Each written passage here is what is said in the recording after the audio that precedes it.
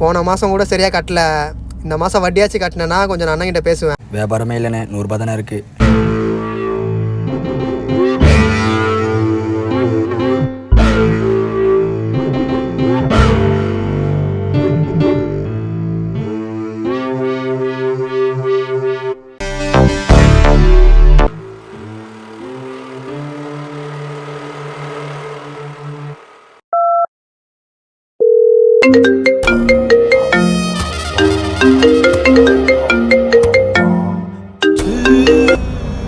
Hello, சொல்கிறா அண்ணே. இவன் வழக்கம் போல் ஷட்டரை சாத்திட்டு போயிட்டுருக்கானே, என்னென்ன பண்ணுறது?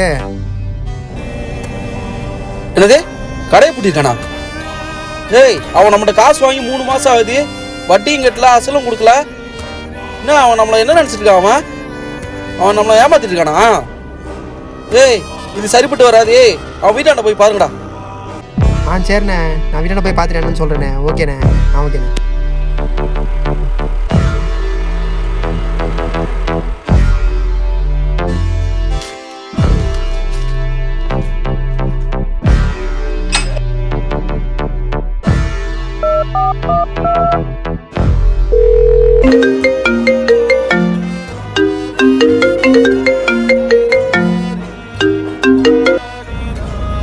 சொல்கிறா.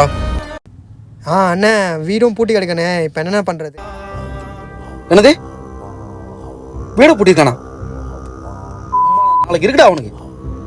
சரி, நீங்கள் அடுத்த ஏரியா போய் பாருங்க.